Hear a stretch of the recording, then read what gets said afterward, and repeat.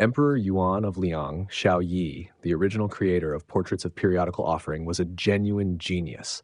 He once claimed to have read 10,000 volumes. As a scholar, he stood at the absolute summit of his age. As an emperor, however, he was indecisive, fragile, and catastrophically unsuited to the realities of power. He was a brilliant recorder of civilization, yet almost helpless before the brutal logic of real geopolitics. The Confucian classics and historical texts in which he took such pride served for much of his life as a kind of intellectual armor, protection against his own deep insecurity.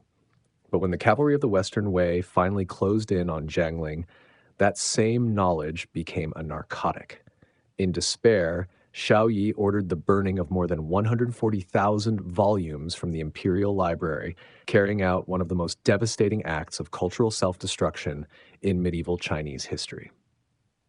From the perspective of art history, Xiao Yi's disability was not merely a physical defect.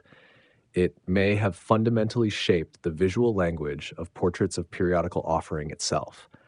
Blinded in one eye from an early age, Xiao Yi lost the binocular depth perception that normally allows humans to experience spatial volume. That physiological limitation may have forced his attention toward contour, texture, and the material reality of surfaces. The result is a highly unusual visual style for the Southern dynasties. Unlike the ethereal brushwork favored by many 6th century painters, works that pursued spiritual resonance over physical realism, Xiao Yi's painting displays an almost obsessive attention to concrete detail. The folds of foreign garments, the structure of footwear, the texture of ornaments, even the anatomy of feet are rendered with startling precision. It feels less like decorative court painting and more like a form of visual compensation. Such realism was rare not only in the Southern dynasties, but arguably unique within the broader history of early Chinese painting. Xiao Yi's hunger for knowledge also carried a strongly defensive quality. Historical sources such as the history of the Southern dynasties portray him as a man driven by an almost pathological obsession with scholarship. He was not only a painter, but also the author of major literary and philosophical works, including Jin Luzi and the preface to Portraits of Periodical Offering. Within the violent world of imperial succession politics, this cultivated image of encyclopedic learning became a tool of legitimacy. By commissioning and composing Portraits of Periodical Offering, Xiao Yi was doing more than documenting foreign envoys. In many ways, he was visually completing his father, Emperor Wu, of Liang's grand ideological vision of a world coming to pay tribute. The inscriptions accompanying each envoy are extraordinarily detailed, recording geography, distance, customs, and social habits. Yet these texts are more than simple annotations. They represent an attempt to transform the unknown into something cataloged, classified, and administratively knowable. For Xiao Yi, converting distant and unfamiliar peoples into written Chinese records through layers of translation was perhaps a psychological form of conquest, a way of occupying the world through knowledge itself. By the Xining era of the Northern Song-dynasty, around 1077 CE, China had entered an age deeply obsessed with the preservation and reconstruction of classical institutions. The Song copy of Portraits of Periodical Offering was, in many ways, an act of civilizational backup. The original painting is believed to have depicted 35 foreign states, represented by 35 envoys. The surviving Song version preserves only 12. And yet it is precisely this incompleteness that gives the work its haunting power. There is a genuine ruin-like beauty to it now. The barefoot envoy from Wa, ancient Japan, the deep-eyed Persian diplomat. Under the disciplined hand of Song painters, these fragmented figures still retain the cold, restrained atmosphere characteristic of the Southern dynasties. For Xiao Yi himself, these paintings, together with his collection of 140,000 volumes, formed a seemingly indestructible intellectual fortress. He retreated inside it, constructing through text and image a psychological world in which all nations gravitated toward Liang civilization. But this kind of book-centered erudition gradually dulled his instinct for political reality. The Southern dynasties were an age obsessed with refinement. Even military aristocrats were known for elaborate clothing, perfume, and cosmetic powders before entering battle.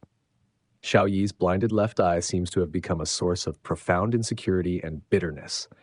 Historical records suggest he was intensely sensitive to words associated with blindness or physical imperfection, avoiding terms such as eye, one-eyed, or single.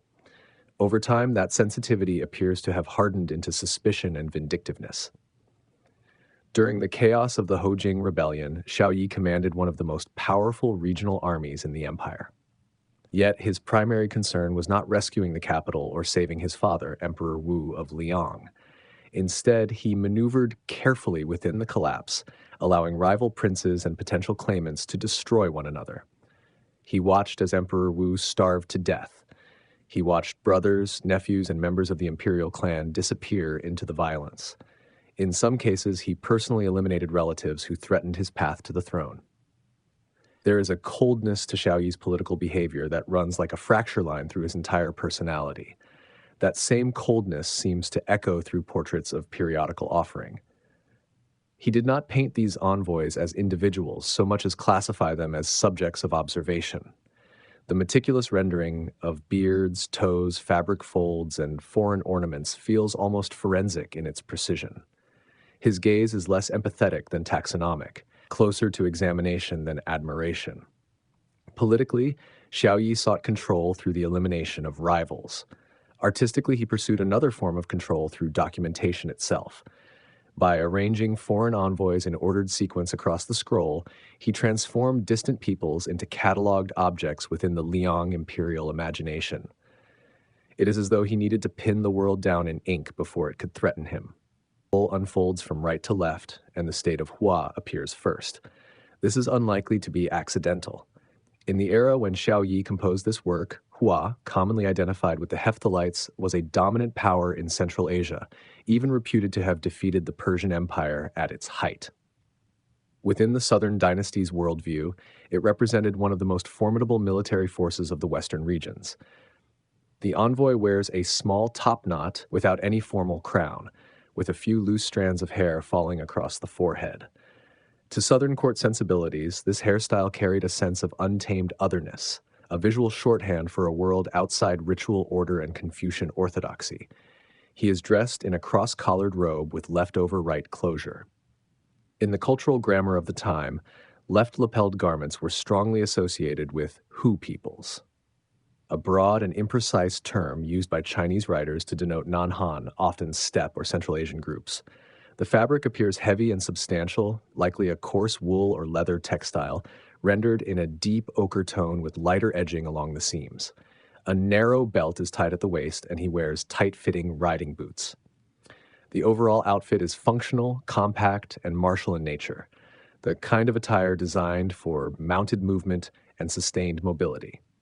In the accompanying inscription, a strikingly direct line is recorded: "He is fierce and capable of combat."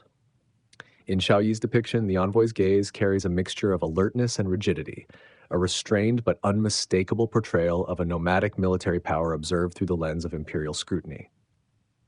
Immediately following the envoy of Hua, the Persian envoy appears, representing one of the Southern Dynasty's most important Western trading partners. If Hua embodies military power, Persia represents prosperity, refinement, and long-distance commercial civilization. The painting renders the Persian envoy's full beard with extremely fine brushwork.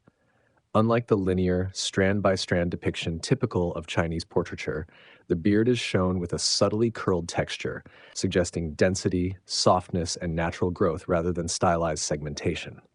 He wears a dark cloth turban or felt cap. The deep tone of the headwear harmonizes with his sunken eye sockets and pronounced facial structure, producing a physiognomy that Chinese observers of the time often associated with peoples of the Far West. His garment is a wide-colored robe beneath which an inner layer of clothing is faintly visible. Compared to the rugged, utilitarian appearance of the Hua envoy, the Persian attire is marked by finer, more fluid folds. The drapery of the fabric is softer, denser, and more controlled, a visual reflection of the highly developed textile traditions of the Sasanian cultural sphere. Particular attention is given to the leather belt at his waist. In this period, the manner in which such belts were tied, as well as their fittings and ornaments, functioned as markers of rank and social hierarchy, indicating that this envoy held a relatively high status within the Persian court. The accompanying inscription notes, "Their custom is clean hair and trimmed beards." This seemingly minor ethnographic detail reveals a broader curiosity within the southern Liang court, a proto-anthropological interest in the social habits and bodily customs of major Western powers, filtered through the language of court documentation and observation. If the first two envoys represent the distant powers of military force and commercial wealth, then the third, Baekje, occupies a very different position. It is the most faithful overseas disciple of southern Liang civilization. Its clothing shows a high degree of sinicization. The envoy wears a wide-sleeved robe, in sharp contrast to the fitted short-sleeved garments of the Persian envoy and the left-lapelled nomadic attire of Hua. This voluminous, flowing silhouette reflects the aristocratic aesthetic of the Southern Dynasty's elite. On his head, he wears a formal cap, a clear marker of ritual propriety. Although it differs slightly from the standard Guanjin cap of the Central Plains, in Xiao Yi's visual logic, the presence of a cap itself signifies the presence of ritual. The Baekje envoy wears black shoes. Across the entire Portraits of Periodical offering, the presence or absence of footwear functions almost as a subtle index of civilizational rank, as defined by the painter's courtly worldview. His posture is restrained and deferential, hands gently folded, body slightly inclined forward. This demeanor of cultivated humility, the ideal of gentleness, respectfulness, moderation, and deference, is something Xiao Yi never attributes to the so-called Western barbarian envoys. The inscription notes that Baekje's language and clothing are similar to those of Goguryeo. Historically, Baekje had extensively adopted the literary, artistic, and architectural systems of the southern Liang court. For Xiao Yi, painting the Baekje envoy is almost like looking into a mirror. What he sees is not otherness, but the reflected success of his own cultural world extending outward across the sea. The fourth envoy is from Kucha, Weizi, a key hub on the northern route of the Silk Road, and a renowned center of Buddhist learning and courtly music and dance. The Kucha envoy's hairstyle is strikingly distinctive, rendered as a cropped or cut style. This reflects a broader set of Central Asian grooming customs, some of which were influenced by Buddhist monastic traditions, while others stemmed from long-established local cultural practices. He wears a turned-down collar robe, a design that would later become highly fashionable during the Tang dynasty, but in the southern dynasties, it still appeared as a distinctly foreign style, a visual marker of distant origin and cultural difference. The garment is fastened with an elegant circular clasp at the neckline. Its fabric is depicted with a soft, subdued tonal quality.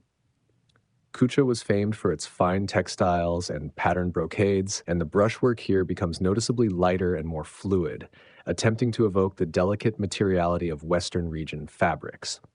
His posture is more upright than that of the Baekje envoy, carrying a sense of disciplined alertness, the physical composure of someone accustomed to long-distance travel across desert corridors and oasis settlements.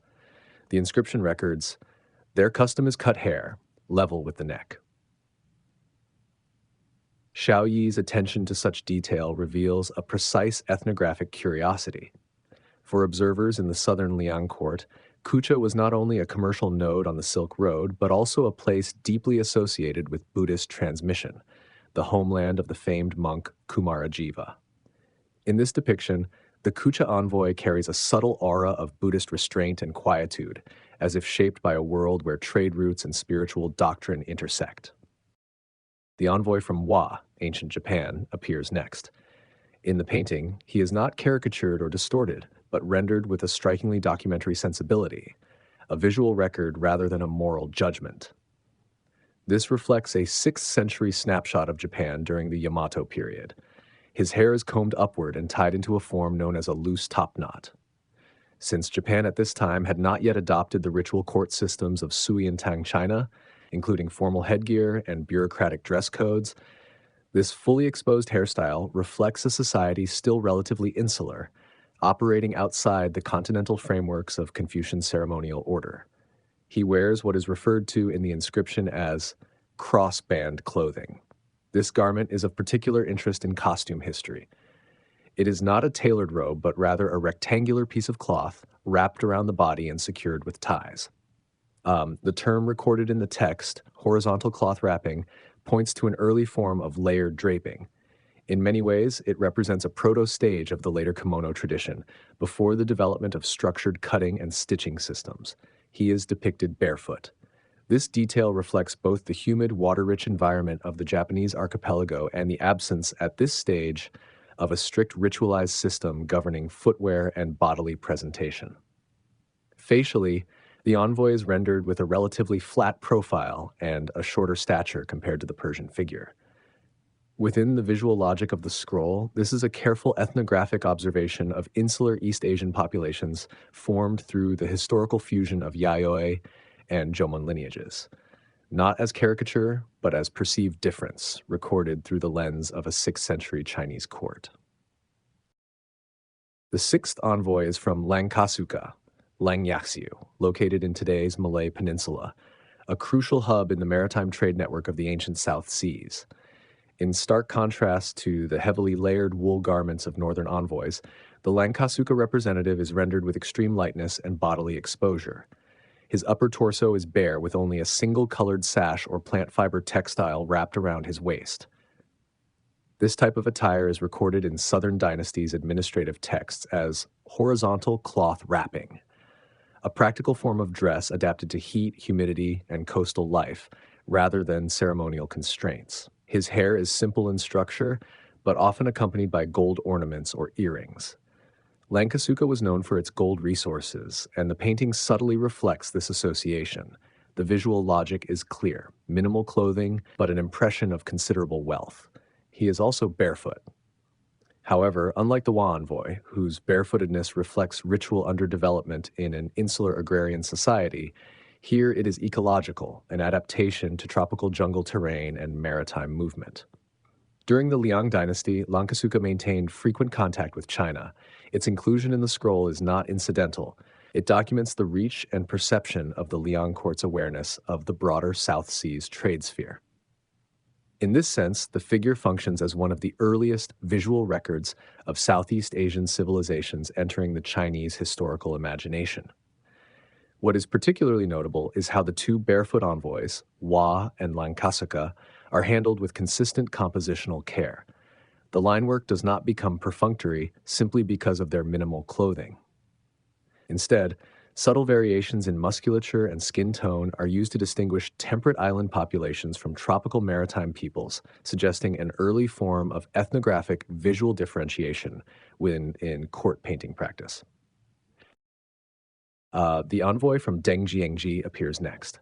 Dengji refers to a Qiang tribal polity located in the border region of present-day Sichuan and Gansu.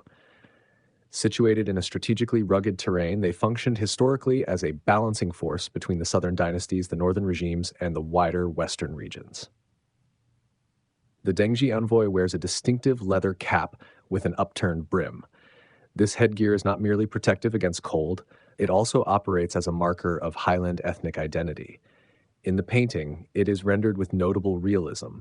The material appears stiff, and the contour lines are firm and angular, emphasizing its utilitarian, hardened quality. He wears a long-collared robe secured with a waist belt. Although the garment retains a foundational structure derived from Hu-style clothing, a clear tendency toward a front-opening overlap design is already visible. This reflects the complex sartorial evolution of southwestern peoples under the dual cultural pressures of northern and southern dynastic influence. The robe is of moderate length, with hems that show a natural drape of the fabric. The color palette is subdued, dominated by earth tones, reinforcing a sense of regional austerity and highland practicality. On his feet are thick-soled leather boots, an adaptive necessity for mountain terrain designed for climbing and moisture resistance. This stands in sharp contrast to the barefoot envoys of the southern maritime zones, underscoring how geography directly informs material culture. The inscription notes that Dengji's clothing is similar to Dangchang. Dangchang was another nearby Qiang polity. Such comparative labeling is not incidental. It effectively constructs a proto-ethnographic map of southwestern peoples through relational description rather than isolated classification. The envoy's expression is steady and firm, carrying a kind of resilience characteristic of highland societies shaped by instability, elevation, and frontier negotiation. The envoy from Zhogok, Joke, follows. Zogok is a relatively obscure small polity in Central Asia, mentioned only sparsely in historical records. Because of this limited textual footprint, its visual representation in the scroll becomes especially valuable, almost like a rare, isolated node preserved along the Silk Road network. Unlike envoys from colder or more militarized regions, the Zogok representative does not wear a heavy felt hat. Instead, his head is wrapped in a light, thin cloth. This detail suggests a homeland climate that is likely arid, where protection against dust and sand is more relevant than insulation from severe cold. His robe is cut in a noticeably fitted manner, with narrow sleeves that emphasize practicality and ease of movement. Of particular interest are the subtle decorative patterns on the fabric. Although simplified in the Northern Song copy, careful observation still reveals faint geometric motifs characteristic of Western region's textile traditions. Overall, his attire conveys a distinctly mercantile quality, lean, efficient, and pragmatic. In Southern dynasties' diplomatic records, envoys from smaller states often function simultaneously as political representatives and commercial agents, and this dual identity is clearly reflected here. His posture is more dynamic than that of the Dengji envoy. There's a sense of motion, as if he is mid-conversation or presenting something. What the painter captures here is not just appearance, but the performative nature of diplomacy itself, a merchant diplomat's measured gestures, rhetorical tact, and situational adaptability, rendered with quiet observational precision. Here's the translation of your segment. The 9th and 10th positions are occupied by the envoys of Kabadan, Hebadan, and Hamidan. In historical records, these two polities often appear as subordinate states of larger powers or as intermediary stops along the Silk Road. In the painting, their inclusion feels like two finely carved civilizational fragments inserted into a vast archival register. The 9th is the envoy of Kabadan. Kabadan was located in what is now northern Afghanistan within the sphere of influence of the Shiguo, likely Hephthalite-related power often rendered as Huiguo, Huaguo in Chinese sources. Existing in the shadow of a dominant neighboring empire, this small polity's attire reflects a strong sense of cultural layering and hybridization. The Kabadan envoy's hairstyle is particularly distinctive. The hair is combed backward and fixed in place, exposing a broad forehead. Compared to Persian representations, this styling is more restrained and simplified, conveying a sense of Central Asian interior ruggedness and martial efficiency. He wears a narrow-sleeved, long robe. Such narrow sleeves are designed for horseback riding and manual labor, emphasizing mobility and practicality. Of particular note is the treatment of the collar, which shows an asymmetrical, overlapping structure. This suggests that under the political influence of the dominant regional power associated with the Shiguo sphere, local dress was gradually shifting toward nomadic stylistic norms, while still preserving tailoring elements from oasis-based settled civilizations. A thin leather belt is tied at the waist, without excessive ornamentation, reflecting a purely functional aesthetic.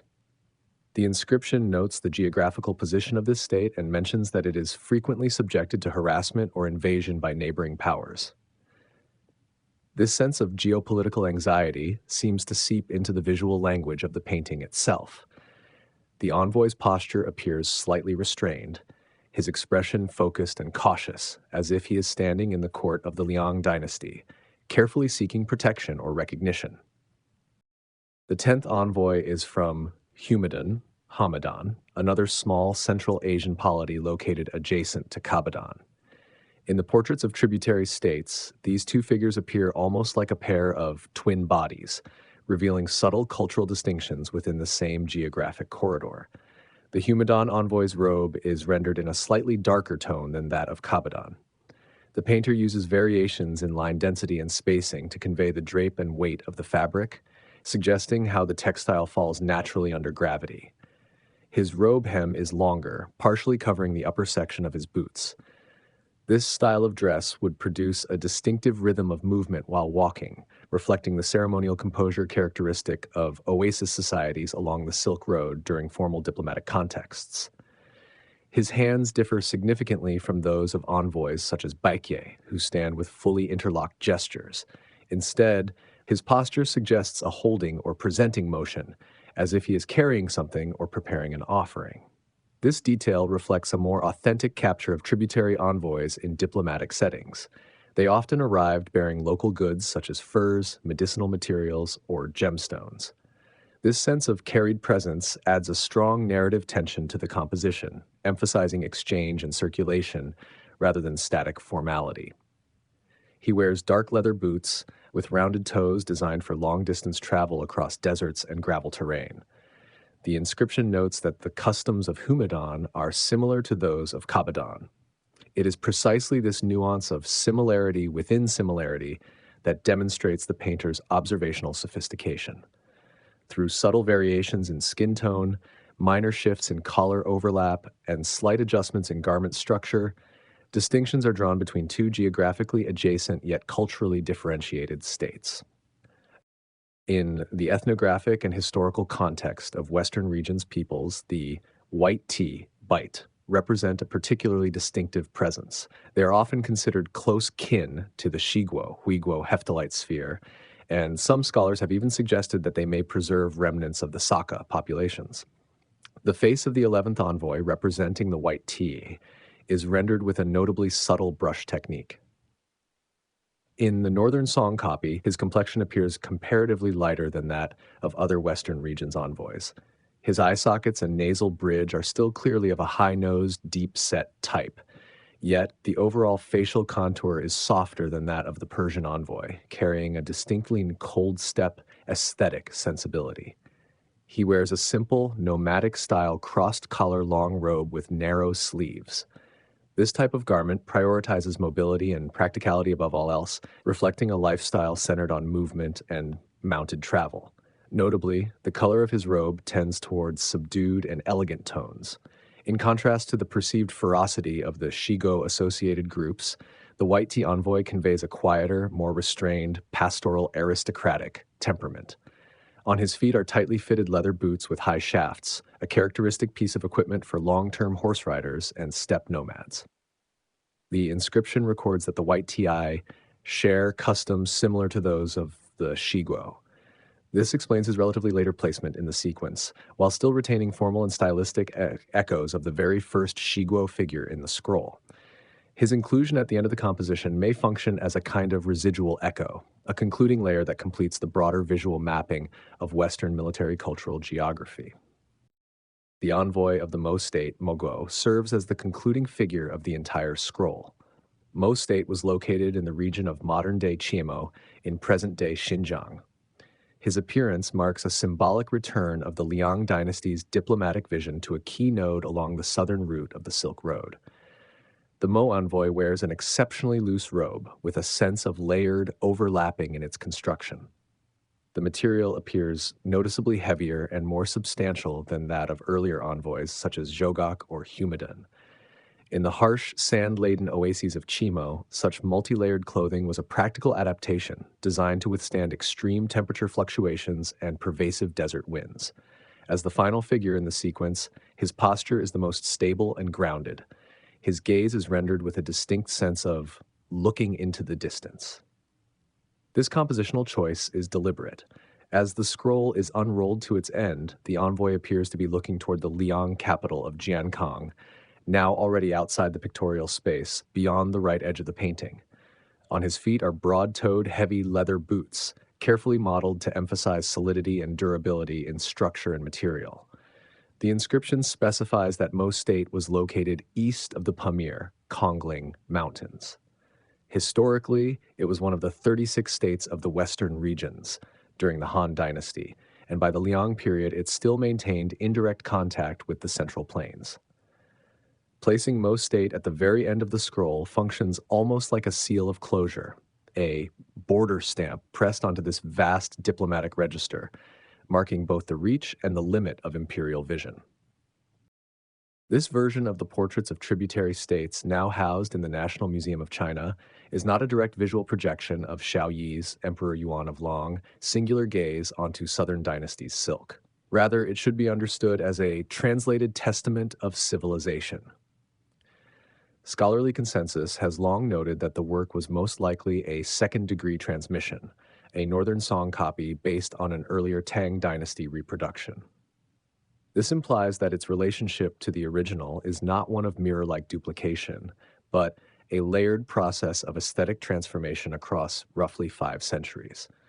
The austere, documentary-like naturalistic observation characteristic of Southern Dynasty's court painting appears to have been reframed through the Tang Dynasty's visual sensibility, where forms become fuller, more rounded, and more idealized, a kind of imperial-era visual filter, shaped by prosperity and cultural confidence. This intermediary version was then fixed again by Song painters, whose approach emphasized order, precision, and archival clarity. What survives, therefore, is not a single original image, but a threefold artistic construct: Southern Dynasty's geopolitical imagination, Tang Dynasty painterly sensibility, and Song Dynasty material preservation practice layered into a single visual object. Even though the original scroll was likely destroyed in the Great Jiangling Fire, this copy of a copy endures precisely because of its accumulated aesthetic density. It functions less as a reproduction and more as a threshold, a rare entry point through which we can still glimpse a vanished civilization, not in its pure form, but in the sedimented memory of its successive reinterpretations. In the winter of 554 CE, the iron cavalry of Western Wei shattered the frost of Jiangling. Outside the city walls stood an enemy force that blotted out the sky. Inside, the imperial palace was thrown into chaos. Yet Xiao Yi's behavior was strikingly paradoxical. He continued lecturing, reviewing documents, and ordering the organization of archives. This appears to have been a kind of cognitive closure produced by extreme intellectual self-assurance.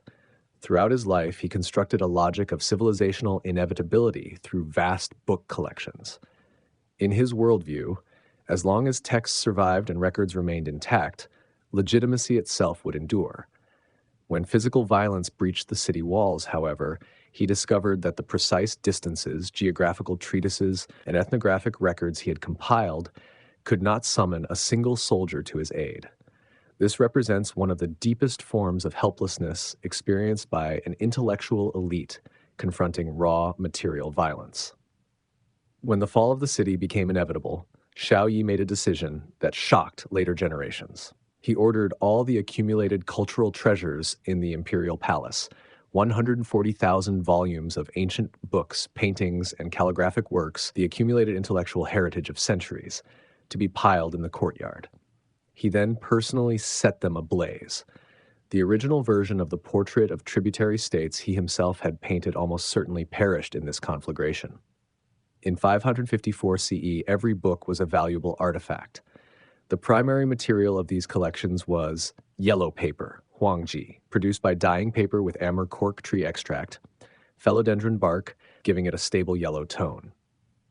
This material not only resisted insects, but also carried a faint medicinal aroma. These were not bound codices, but long scrolls, often several to more than 10 meters in length. Each scroll was mounted on a central axle. The finials of imperial scrolls were exquisitely crafted, made of rhinoceros horn, ivory, or even inlaid hardwood with gold and silver. The scrolls were wrapped in brocade protective covers known as biao, tied with colored silk cords and marked with jade or bone tags.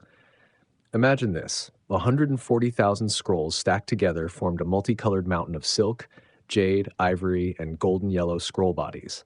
When ignited, the fire produced a complexity of smell and sound far beyond ordinary combustion. As temperatures rose, tens of thousands of lacquered wood and sandalwood axles expanded unevenly, producing dense, crackling explosions like firecrackers. The brocade coverings and silk wrappings shrank and curled under heat. Ash from different types of paper and charred silk fabrics clumped together, releasing a dense, acrid, burnt odor.